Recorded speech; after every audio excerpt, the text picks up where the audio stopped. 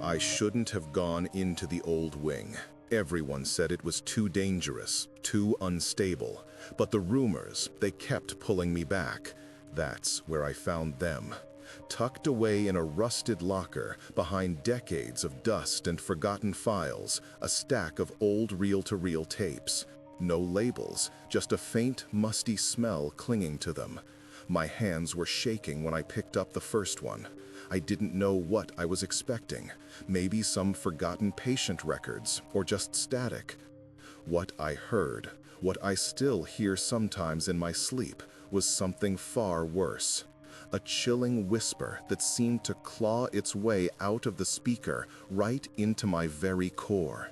It wasn't just old recordings. It felt like a direct transmission from the forgotten past of this place, a past that still breathes. The faint hiss of the tape player was the only normal sound. Then it began again.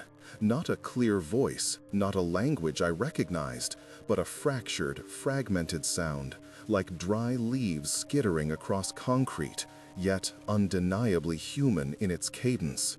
It was a single word, maybe, stretched and distorted, or perhaps a sigh of immense, ancient pain. My breath caught in my throat. I leaned closer to the old machine, my ear almost touching the speaker, trying to decipher the horror. Beneath that primary whisper, a new layer emerged, a faint, rhythmic scratching, like fingernails dragging across a rough surface, or something trying to escape from within a wall. It was sporadic at first, then became more insistent, almost frantic. I wanted to turn it off. Every instinct screamed at me to yank the plug, to smash the tape, to run from that forgotten wing and never look back. But a morbid curiosity, a perverse fascination, held me captive. My hand, hovering over the stop button, trembled but refused to obey. The scratching intensified, and then, faintly, undeniably, a groan. A low, guttural sound of pure agony, abruptly cut short. The air in the room grew heavy, thick, with an unseen presence. It felt like the shadows themselves were pressing in, listening with me. Was this a patient, a doctor, a victim? The tape offered no answers, only questions that clawed at my sanity. The whisper returned, this time accompanied by what sounded like a distant, distorted melody played on an instrument I couldn't place. Something metallic and mournful. It was a lullaby from hell, designed to soothe not children, but the damned. My heart hammered against my ribs, a frantic drumbeat against the silence of the abandoned building. I could feel a cold sweat trickling down my spine, even though the air was stale and warm.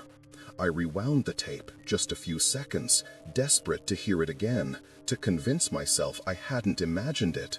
The hiss, the whisper, the scratching, the groan, the twisted melody. It was all there, undeniable. This wasn't some elaborate prank or a forgotten radio broadcast. This was raw, unfiltered suffering, captured and preserved, and it was speaking directly to me across decades, across death. My gaze fell upon the other tapes in the locker, a dozen more, waiting. Each one a potential doorway into this abyss. A part of me, a very small, terrified part, knew I had to listen to them all. I had to know what really happened here. The silence of the asylum, once just empty, now felt pregnant with unseen eyes, all watching me, waiting for me to play the next one. I reached for the second tape. I picked up the next reel. It felt heavier somehow, or maybe that was just my imagination, my mind already playing tricks on me. My fingers fumbled with the cold plastic, my breath catching in my throat as I threaded the tape onto the spindle. The old machine groaned a little in protest as I pressed play, its mechanical whirring echoing in the cavernous silence of the wing. The hiss began again, familiar now, almost comforting in its normalcy, a brief reprieve before the inevitable. But this time, it wasn't the same. The whisper from the first tape was a haunting prelude. This was different. Almost immediately, beneath the static, I heard a new sound. It was the distinct clinking of metal, rhythmic and deliberate, like chains being dragged, or perhaps heavy keys. My eyes darted around the shadowed room, convinced for a moment that something was moving behind me, that the sound was real, here, now. Then came the voices. Not the tortured whisper, but muffled, urgent murmurs. Too indistinct to understand, but their tone was unmistakable. Hushed, conspiratorial, laced with fear. My blood ran cold. This wasn't a solitary agony. This was interaction. This was an event. I leaned in again, straining to catch a single word, a single clue.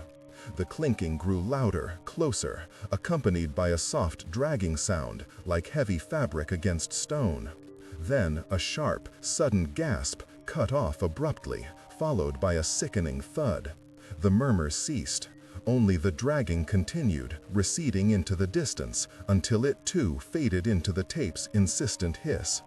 I froze, every muscle in my body tensed, listening to the void where the sounds had been. What had I just heard? A struggle, an abduction. The chilling implication settled over me like a shroud. Someone was being taken, silenced. And the people murmuring, were they complicit? Or were they just terrified witnesses, too afraid to intervene? The air grew even colder, prickling my skin. It felt like the very fabric of the asylum was shivering around me, echoing that distant, muffled horror. My heart hammered against my ribs, a frantic rhythm against the silent accusations of the tape. My hand was shaking uncontrollably now, hovering over the stop button again, but again I couldn't press it. I couldn't turn away. The need to understand, to witness, had become an insatiable hunger. This wasn't just a record of suffering.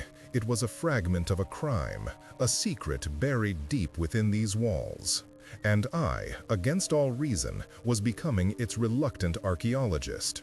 I knew with a horrifying certainty that the next tape, and the one after that, would peel back another layer of this place's dark heart. And I had to be there to hear it.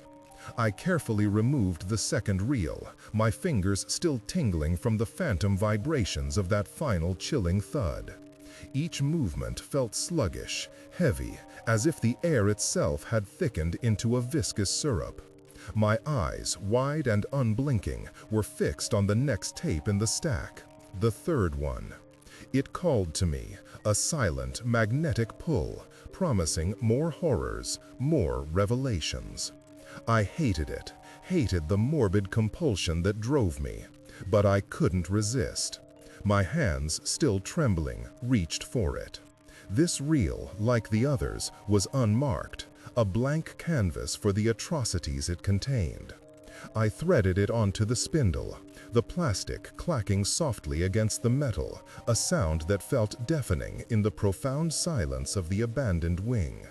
The old machine groaned again as I pressed play, its mechanical whirring a familiar prelude to the unknown.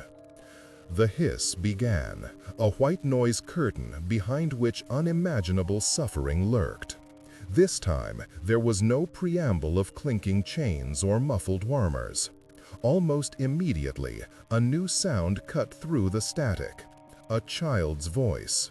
Small, fragile, barely above a whisper, but undeniably a child.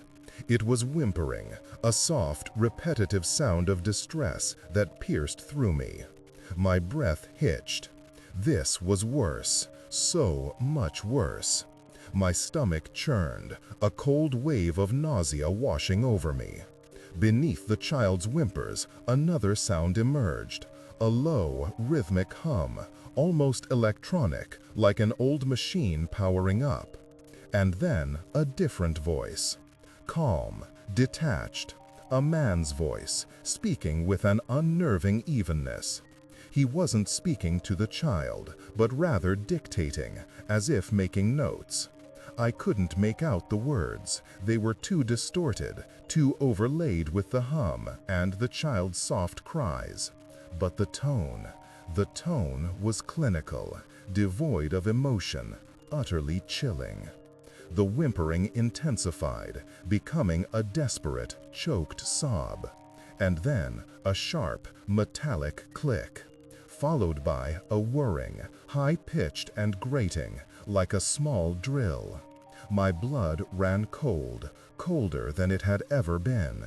My mind screamed in protest, trying to deny what my ears were telling me. The child's sobs turned into a piercing shriek, abruptly cut short, replaced by a gurgling sound, wet and sickening. The whirring continued for a few more agonizing seconds, then stopped. The hum faded. Only the static remained, and the ghost of that child's final, desperate cry echoing in the hollow chambers of my skull.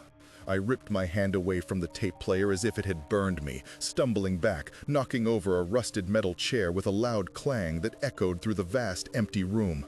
My heart hammered, a frantic, desperate rhythm against my ribs. My skin crawled. This wasn't just an event, a struggle. This was deliberate, systematic, a cold, calculated horror.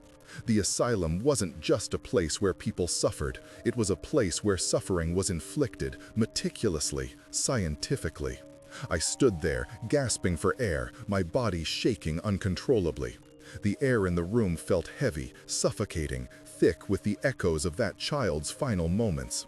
I wanted to scream, to run, to smash every tape, every fragment of this monstrous history. But even as my mind reeled, a terrible, undeniable truth settled over me. This was what I had come for. This was the dark heart of the asylum laid bare. And there were still so many tapes left, each one a potential window into another unspeakable act. The weight of them, sitting silently in the locker, felt like an accusation. I knew with a horrifying clarity that I couldn't stop. Not now. I had to hear the rest. I had to bear witness. I stumbled back to the tape player, my hands still shaking, but a cold, hard resolve had begun to set in. This wasn't just a discovery, it was a confrontation. I had to see it through. My fingers, numb and clumsy, reached for the fourth reel. It felt impossibly cold, like a block of ice. I threaded it onto the spindle, the plastic rattling against the metal with a sound that felt deafening in the charged silence of the room. The old machine groaned, a familiar mechanical protest, as I pressed play. The hiss began, a familiar curtain of white noise, but this time it felt different. It felt expectant. Then, through the static, a new sound emerged. Not a whisper, not a scream, not a clink of chains. It was a faint, almost imperceptible creak. My blood ran cold. I knew that sound. It was the sound of the rusted metal chair I had just knocked over, still swaying slightly behind me. My head snapped around, but the chair was motionless. My heart hammered against my ribs, a frantic drumbeat of pure terror. No, it couldn't be. The creak came again, clearer this time, followed by a faint, rhythmic drip, drip, drip. I looked down.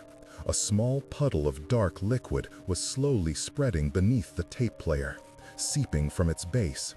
It wasn't water. It was thick, viscous, and smelled faintly of iron and decay. The sound on the tape intensified. It wasn't just the creaking chair and the dripping now. It was the sound of my own ragged breath, amplified, distorted, followed by the frantic beat of my own heart, a sickening, thunderous rhythm. And then, a voice. Not the calm, clinical voice of the torturer, not the child's whimper. It was my voice, but it wasn't saying anything. It was a desperate, choked gasp, followed by a wet, gurgling sound, sickeningly familiar from the last tape. The sound of someone drowning, suffocating. My own hands flew to my throat, as if to ward off the invisible assailant. The air in the room grew impossibly heavy, pressing down on me, stealing my breath. The walls themselves seemed to pulse with a malevolent energy. The static on the tape suddenly cleared, replaced by a single, terrifyingly clear word, whispered directly into my ear from the speaker, as if the machine itself had come alive. Witness. And then, all sound ceased. Not static, not hiss, just absolute, profound silence. But the puddle of dark liquid was still spreading, and a faint metallic tang filled the air, acrid and suffocating. My vision blurred. I wasn't just witnessing the past anymore. The past was here, and it was watching me. I don't remember leaving, not clearly, just a dizzying rush, a cold dread that clung to me like a shroud. The metallic tang, the smell of iron and decay, it's still in my nostrils, still on my tongue. I don't know how I got out of that wing, out of that asylum, but I did, or at least my body did. My mind is still there, trapped somewhere between the hiss of the tape and the child's final shriek. The tapes are gone. I didn't take them. I couldn't. And I can't go back. But they are not truly gone. They play in my head now, a constant loop of whispers and gurgles, of chains and screams, of my own choked gasp. The word witness echoes in the silence of my apartment, a chilling mandate. I am a witness to horrors no human should ever know. Sometimes, in the darkest hours, I feel that cold liquid on my skin, that faint metallic tang in the air. I feel eyes on me, unseen, ancient. The past isn't just watching me, it's inside me. It's changed me. And I wonder, have you ever felt it? That creeping dread, that sense of an untold story pressing in on you, demanding to be heard. Have you ever felt like you were standing on the edge of something ancient, something that shouldn't be disturbed? Because once you do, once you truly listen, you can never unhear it. The echoes, they never truly fade.